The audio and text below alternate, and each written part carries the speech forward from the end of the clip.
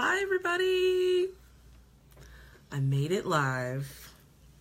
This is like my first time ever doing a live video at this time, and I feel pretty badass right now, actually, to be honest. Let's just wait for a few people to show up. I know that everyone's probably asleep. Hey Victoria! If you want to share this up in some groups, get some people. Hi Trisha! Okay, everyone who's hopping on, say hey when you hop on. Let me know you're here. This video may be as long as it can be, or it may be as short as it can be. But regardless, it's going to be an awesome video. So I'm in my hotel room right now. We're headed to Atlanta. We found a school bus. We're going to buy it. We're going to drive it home. And we're going to convert it into a fucking house. And we're going to live in it like we did last year. Before the baby, we lived on a school bus. And we're gonna go to Mexico. Okay, so if you feel called, share this video in some groups. The groups you hang out in. If you feel called, share this video, invite some people to watch. Oh, that's filters. I'm gonna invite Victoria on in a minute. Okay, so I want to tell you guys this story. Yeah, it's awesome. It's awesome. It's awesome living your dreams. And all it actually takes is a little bit of bravery. Because when you go for your dreams, it doesn't mean that everything's going to be perfect. When you go for your dreams, you actually end up facing obstacles and challenges. And I feel like it's like a shadow test, like an internal test that we give ourselves. And we're like, how bad do we really want this? How bad do we really, really want this? And like, if you want it bad enough, the universe is gonna fucking give it to you. You know what I mean? Did you connect it to my, It's not working. Okay, Iris is trying to watch a movie. It's not happening. Don't worry, tomorrow. We got her some cool headphones. Hey. So, how I changed my money karma in an hour. Hey, Carrie. Carrie hopped on. How's everybody doing? I'm actually live.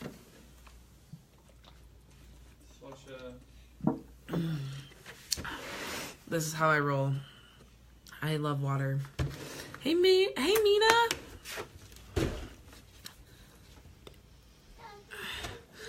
They're actually not fears. What are they then, Trisha? Tell me. It's so funny because I fucking love to travel. Like, I love it. I love missions, adventures. I love it. But for some reason, my ego has this anxiety around actually, like, time traveling. That's what I call pretty much any travel. Driving in a car is time travel. Going on a plane is definitely time travel. I don't know where your phone is. Oh, yeah. Well, I know. I actually saw someone come to NYC in a short bus, but I probably will. Okay, I probably will come there for a speaking tour. Hey, Melissa. Hey, Carmela. So people are hopping on. Feel free to share this video. Once they overcome you, you realize. Oh, no, Trisha. It made sense, but I wanted to know what that meant to you. You know what I mean? Like, I totally understood what you're saying, but I wanted to know what that meant to you because everyone has a different perception, and I like hearing other people's perceptions. So if you're on my live video, always be open to saying, you know. Be sure to call you. Of course, Victoria, of course. So you guys know how I talk about money a lot these days, and I honestly feel called to talk about it because I have literally built my business with $0, and now I am flourishing in my business with a consistent income of $5,000 a month. Like, and that's like what I'm like kind of like giving myself, I've kind of given myself like a glass ceiling. But what my point is like I set out on this business venture after getting fired from a massage therapy job. It was like a corporate job, and like look at me, like I'm a free spirit and I need to work for myself, and I wanted to do energy work anyways. I knew that's what I wanted to do. The minute I started massage school, I knew that's exactly what I wanted to do. And so I've changed my money karma so much in the past 2.5 years, almost 3 years. It'll be 3 years in March that I started my business. I started my business March 2016. Or wait, no, March 2015. That's the year I started my business. So it'll be 3 years I started my business. And I can't even fucking believe it's been 3 years. That's so crazy. And I'm feeling called. If you haven't already joined my email list, go to this link and join it, because there's awesome emails coming out weekly for you guys. And especially, I'm going to start writing about my travels. And hold on. So, okay. So I told you guys I'm on my way to Atlanta. I'm on my way to Georgia. I'm on my way to Georgia to go buy my school bus to convert it into a home. It's Schooly Mad Booty Family Trip Round 2. Yes, that's what it is.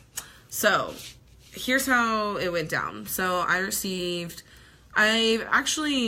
it's interesting, like, people think that they have to receive money in certain ways. How many of you feel like you can only receive money by working a job? Let me know if you believe that. And if not, tell me, how do you believe you can receive money? What thoughts do you have around that? How do you believe that you can receive money? One thing I've learned about abundance is abundance likes to come in all ways, not just in one way. I'm not saying, like, don't go for, making however much money you want to make in your business, because it's fucking awesome to build an empire and to live off that. But I received a $5,000 check in the mail yesterday, and I knew it was coming. I've known it was coming for a while. And so, I'm just going to tell you the story about how I changed my money karma in an hour. Regardless of how much work I do on myself and how much I've changed my money story already in the past 3 years, from making $0 and, like, traveling with my family and having to call my brother to send me gas money so we could actually make it to where we were trying to make it to, And now I'm, like, able to, like, put my family up in hotels and be super comfortable and just travel the way I want to travel, and style and in comfort, and, like, not feel like, oh my God, where's my money coming from? Because my business is location free. I can pretty much do my business wherever I want to, and I can receive money from wherever I want to off the bed. And so the $5,000 check got deposited yesterday in my bank. And how many of you feel angry at the bank system? Give me some hearts if you feel like you have some resentment or some frustration or some anger at the bank system. How many of you feel that? Trisha is saying, I can receive by savings on purchases or simply finding a penny in my path, right? There's so many ways to receive, Trisha, right? Right? Okay, so I'm seeing some hearts. Like, I resonate with that. I resonate with frustration around the banking system because I feel like it's oppressive. But the thing about it is like, the third dimension is oppressive. We are in the fifth dimension right now, you guys, and we have to really start living that way. The fifth dimension is the vibrational reality that we're on, and so, like, yes, in the third dimension, banks are an obstacle, banks suck, banks are, like, greedy, and they just take money. And so what happened is my check cleared. I had my $5,500 in my bank account, started making purchases, bought our plane tickets, put some money in the savings for our bus. I paid some bills, all that stuff.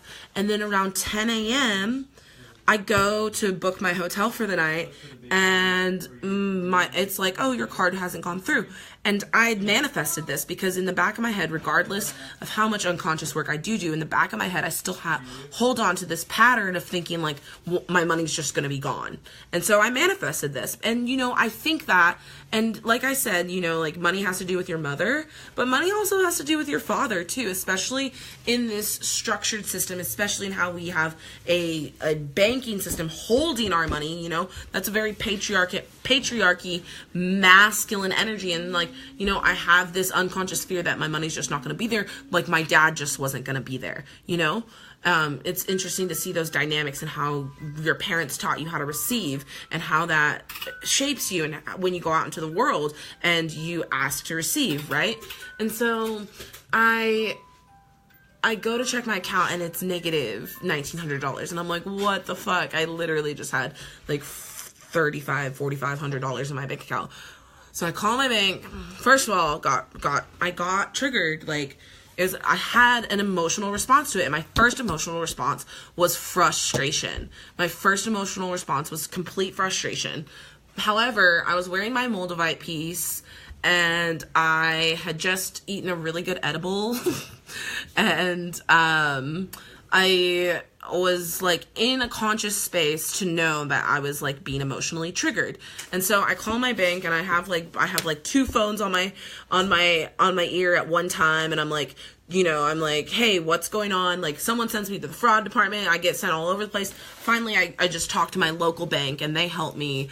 And like, I realized like trying to talk to people in corporate in banks is so different than talking to people at the branch in banks. People at the branch in banks are, trained to actually help you and service you. People in corporate are just, kind of like robots a little bit, and it's not their fault. Like, that's just what they signed up for, and it's weird. And so anyways, I had to call like my home bank, right? The bank that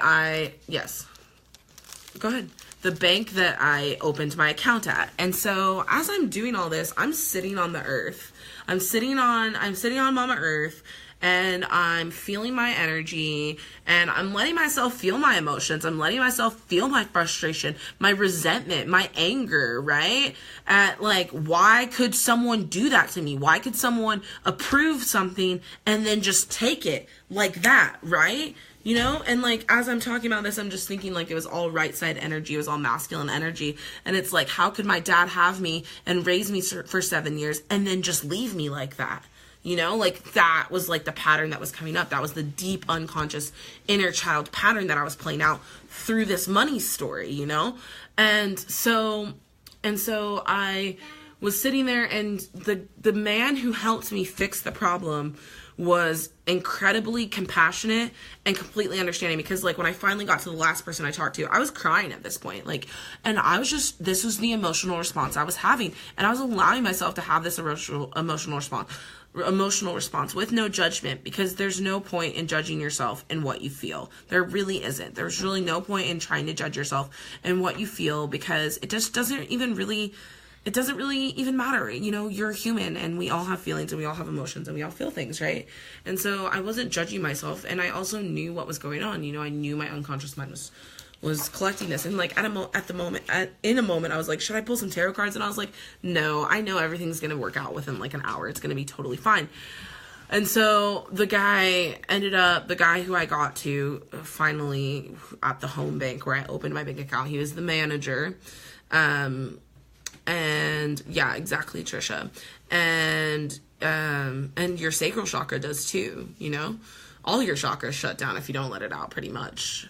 And so he got on the phone with the other bank to make sure that the check was cleared, and then he emailed the fraud department or whatever to tell them that the check had been cleared on the other side. And then so like I went and had lunch with my family at our little grocery pub down the street, and it was like within an hour, all of that karma that had just come up was literally fucking changed. Like within an hour, I changed my money karma. Regardless of what I felt, right? Because I felt it consciously. There's a difference between feeling something and allowing it to control your mind, and feeling something and observing yourself feeling that something. You know what I mean? Does that make sense? Let me know if that makes sense. Give me some hearts if you're feeling that. Because it's super important to just be in the space of being an observer. Being the observer, And that's what I'm all about. I'm an Aquarius, and so I want to, I like the bird's eye view. I like to sit and observe myself regardless of what I'm feeling. And so I changed my money story within an hour by just simply letting it out, having compassion for myself, doing what it took to get the problem solved, right?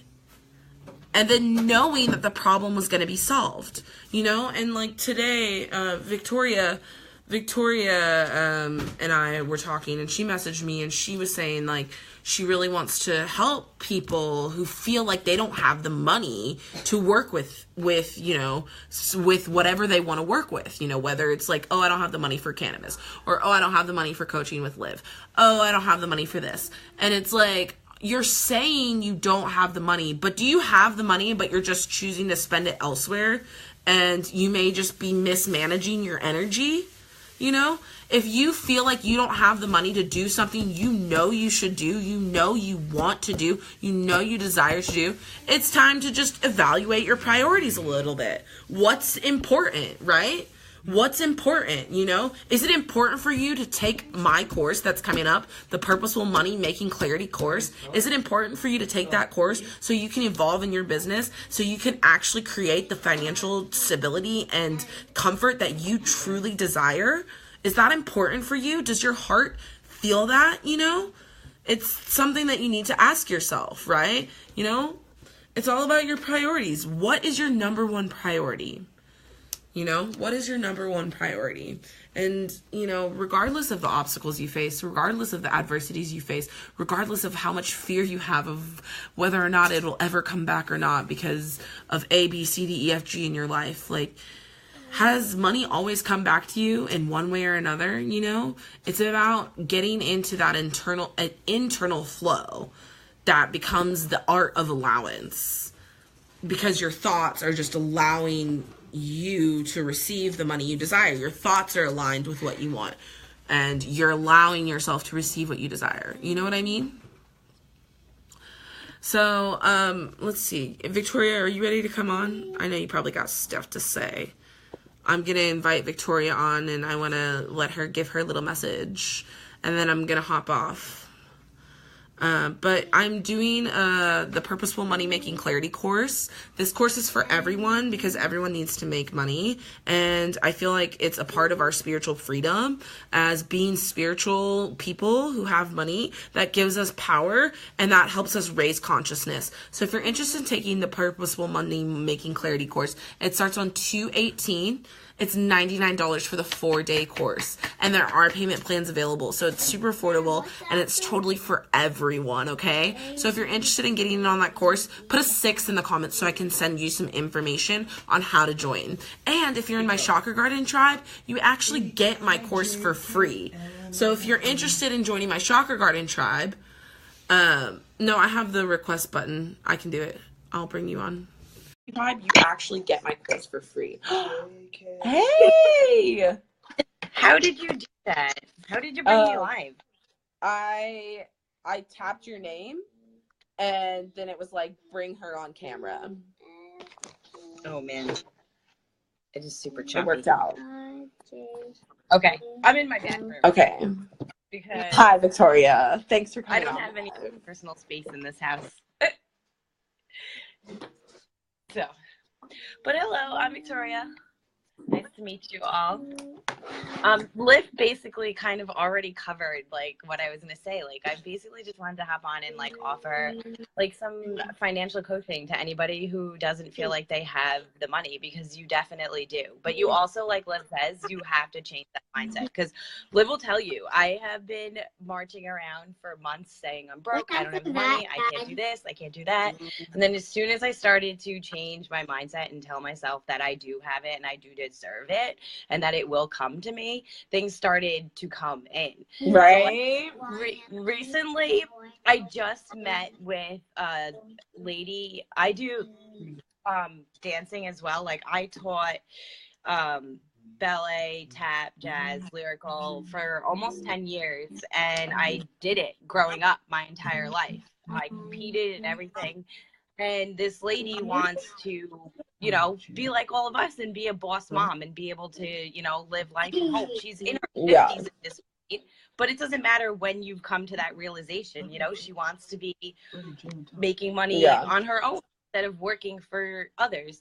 So I don't know how I got in touch with her, but the universe just like connected us, because the post, I'm in a dance teacher network with like 5,000 plus people, and the post that she ended up commenting or creating that got the two of us together wasn't even about what she wants to do. It was something it that I commented on, and then I ended up like private messaging her, and because of that I'm going to help her like market and get sales for her dance convention and competition, because there's so many competitions out there now that are just greedy, and they used to stop accepting numbers past a certain amount.